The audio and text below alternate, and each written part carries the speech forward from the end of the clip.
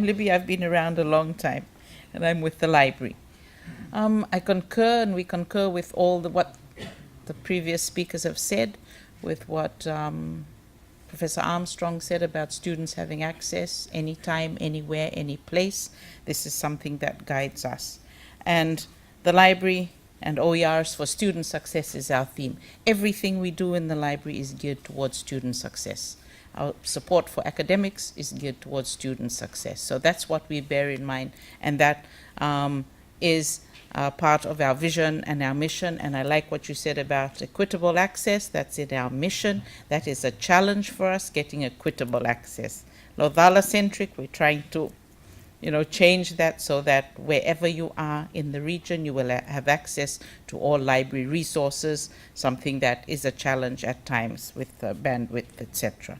So what guides the library? We operate in an international environment. We adopt international standards, and we're guided by statements such as that which comes out from IFLA, the International Federation of Library Associations, and that is what they say on open access to scholarly literature and research documentation.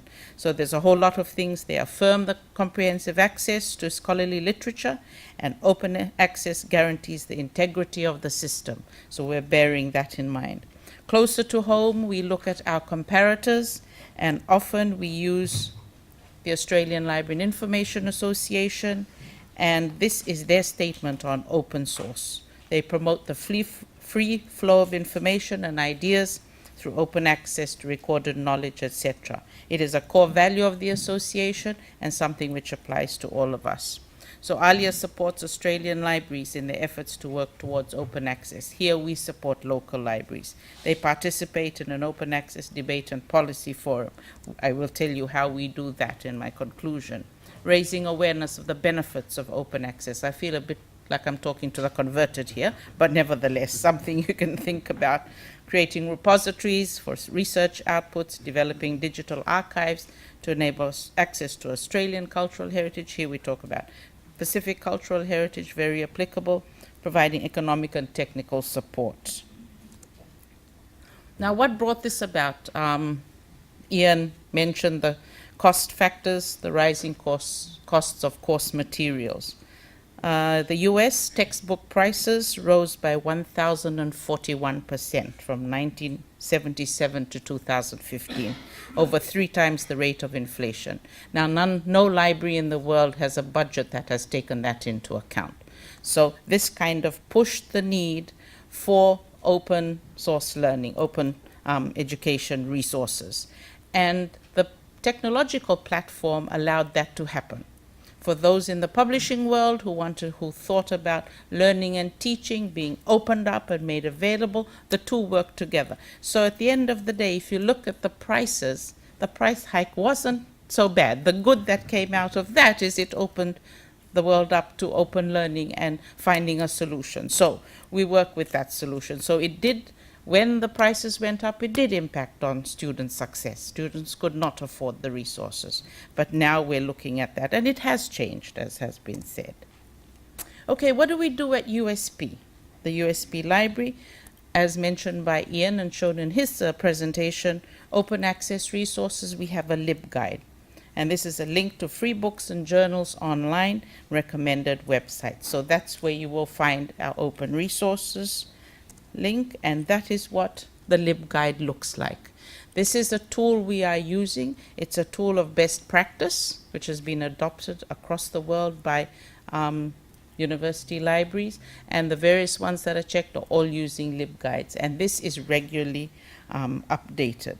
So I took a few of the titles out from there just to show what we have. There's the Digital Book Index. So this is one on books, provides links to 165,000 full-text digital books. 140,000 of these are available free.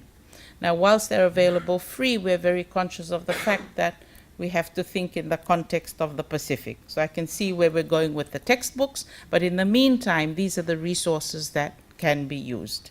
And it's up to those using them to do an analysis of their content and their suitability for the courses and the levels. You'll always have so much out there where you have to assess content. And we actually teach you how to do that in the library. That's another issue. Free books, academic articles, and textbooks. So there are textbooks out there in those groups. Then we go into journals. The Directory of Open Access Journals, referred to as DOAJ, and there's also DOAB, which is the Directory of Open Access Books. It's an online directory that indexes and provides access to high-quality, peer-reviewed journals. So when they're peer-reviewed, you get an idea that they are of a different quality from those that are not peer-reviewed.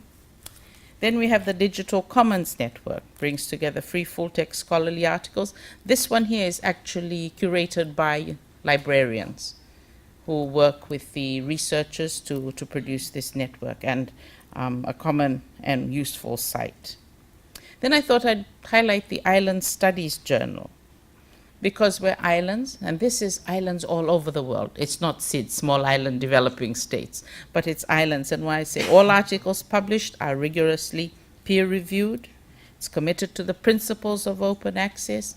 It's indexed in Scopus and the Web of Science, two of the databases that we subscribe to, and it's a member of DOAJ also. So there's links and overlaps when you're looking through, so be mindful of that, but noting the quality issue.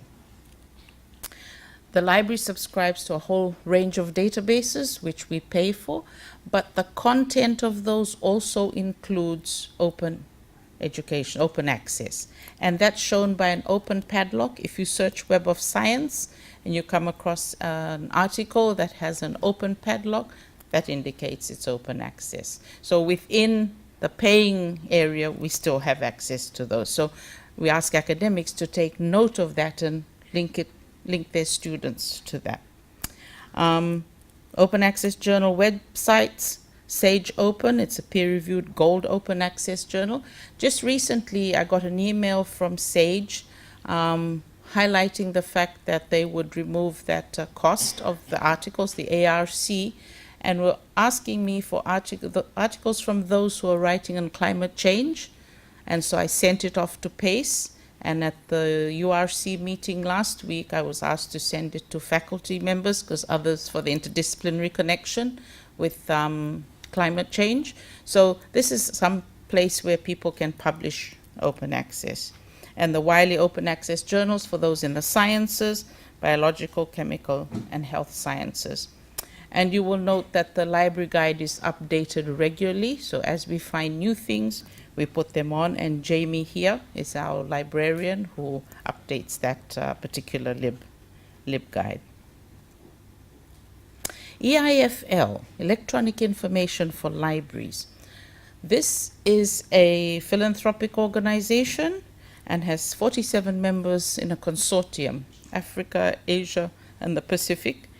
And because USB is regional, and this is for nations, we go through and reach out to networking with Chaminda, the librarian at FNU, and he is the licensing coordinator.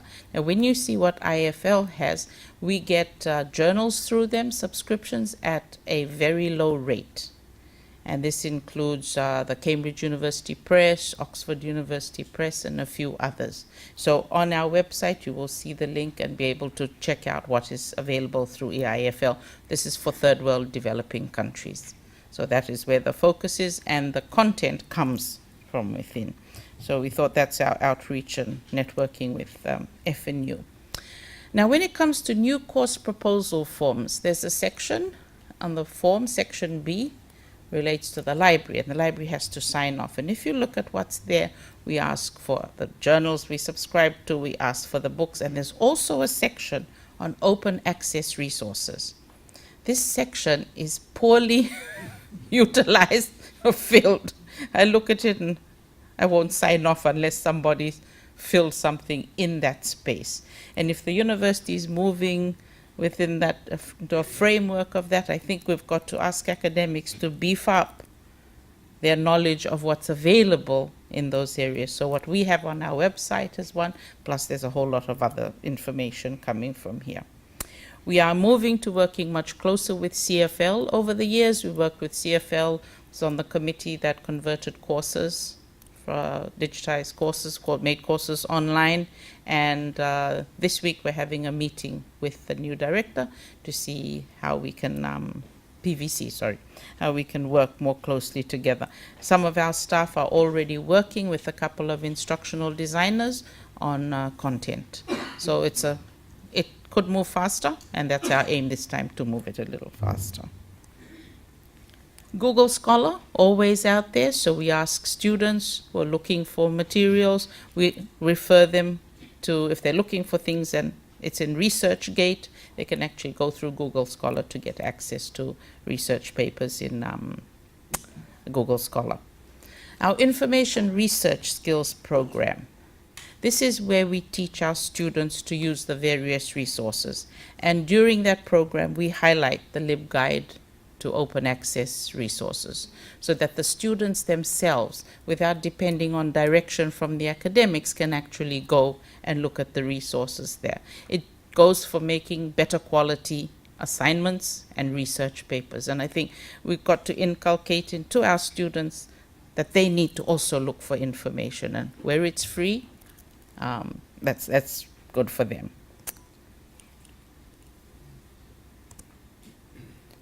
Okay, looking at the Australia and the ALIA components, one of the issues is participating in open access debate and policy development or fora. So the libraries participated in this forum. Thank you for inviting us.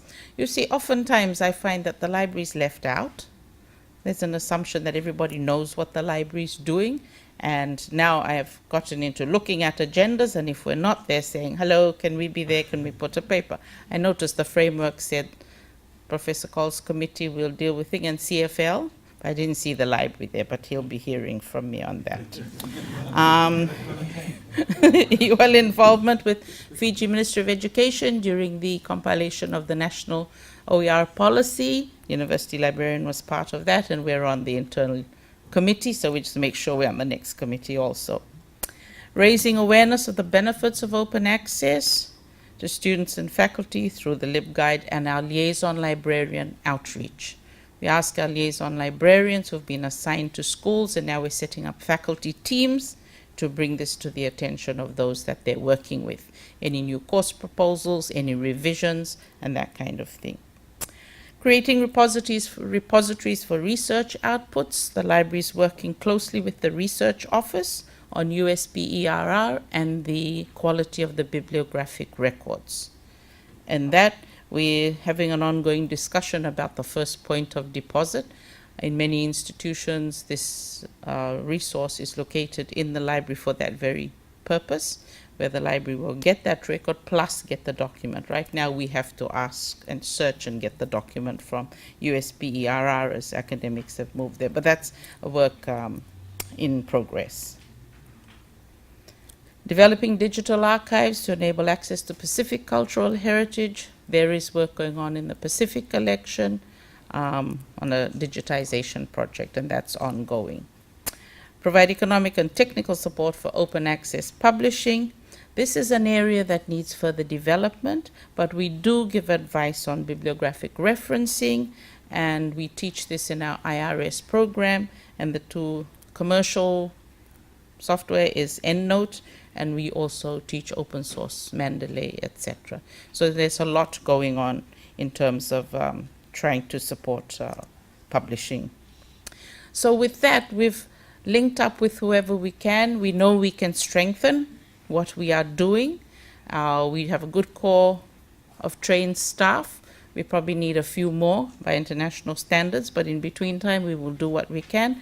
And therefore we reaffirm our commitment to the IFLA statement, and we welcome suggestions and recommendations to build our open access resources. So we firmly believe that OERs contribute to student success with what we do. Thank you.